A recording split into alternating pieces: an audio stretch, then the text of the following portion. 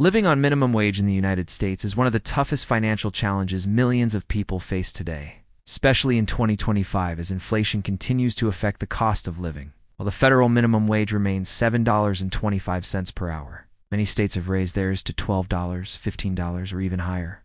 Still, surviving, let alone saving, on such income takes extreme discipline, smart planning, and the willingness to make sacrifices. In this video, going to break down how to realistically live on $2,000 per month and still save money. Yes, it's possible. Not easy, but absolutely doable. Let's assume you work full-time, 40 hours per week at $15 per hour, which adds up to $600 per week, or around $2,400 a month before taxes. After taxes, it drops closer to $2,000 in take-home pay.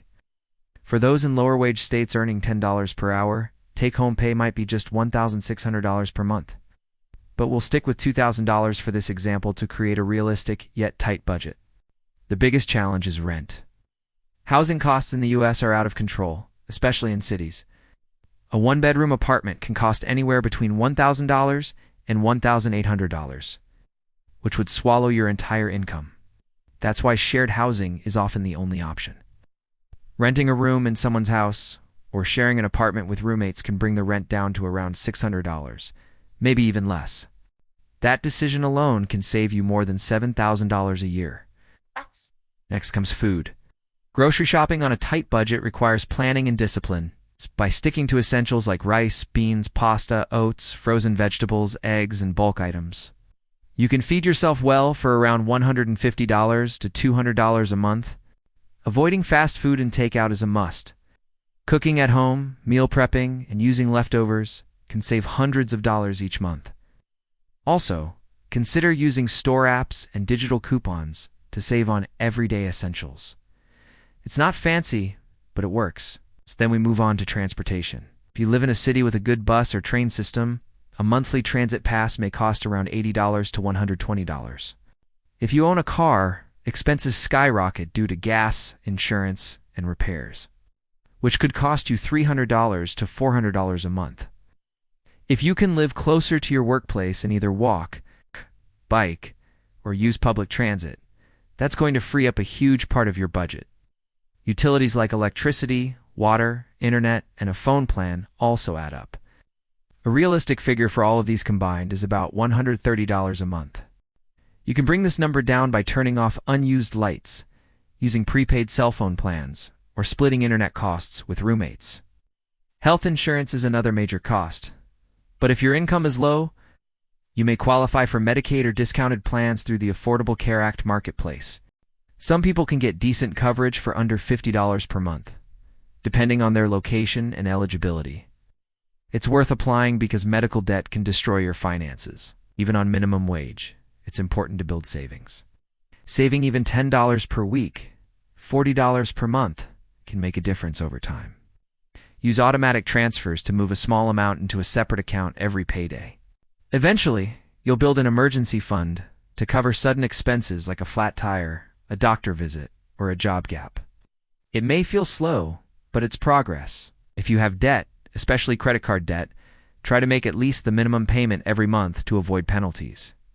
If your debt is overwhelming, consider calling the provider and asking for a lower payment or hardship plan. Never use payday loans. They often trap people in cycles of poverty due to insane interest rates. Now let's talk about personal spending and entertainment. Even on a strict budget, you need a little room for joy. Try to keep this category under $75 per month. Watch free content on YouTube, borrow books from the library, take walks, attend free local events. Fun doesn't always have to cost money. Clothes, hygiene items, or birthday gifts can come from this budget too. It's small, but having that little flexibility can help you stay mentally strong and motivated. Now, if you total up all of these categories, rent, groceries, transportation, utilities, healthcare, debt payments, savings, still, let's be honest, living on minimum wage long-term is not sustainable. It's enough to survive, but not enough to build the future you want. That's why you must also focus on growing your income. Consider picking up a part-time side hustle like food delivery, online freelancing, or selling handmade goods on Etsy. There are also free or low-cost courses on YouTube, Coursera, and Skillshare where you can learn valuable skills like graphic design, video editing, digital marketing, bookkeeping, or virtual assistance.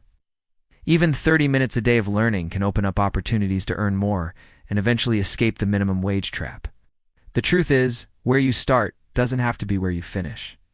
There are millions of people in the US today who started their careers on minimum wage, but now earn $40,000, $60,000 or more. They didn't get lucky. They made a plan, stuck to a budget, and learned how to grow. You can too. Living on minimum wage is hard, but not impossible. With shared housing, meal planning, public transit, small savings, and consistent effort to improve your situation, you can survive now and build a better tomorrow. If this video gave you any ideas or encouragement, please give it a like and subscribe to Mauuak Saving Tips. Share this with someone who's working hard on a tight income, and remind them they're not alone. In our next video, I'll show you how to build your very first emergency fund, even if you're earning less than $500 a week. Thanks for watching, and keep going. Your financial future is still in your hands.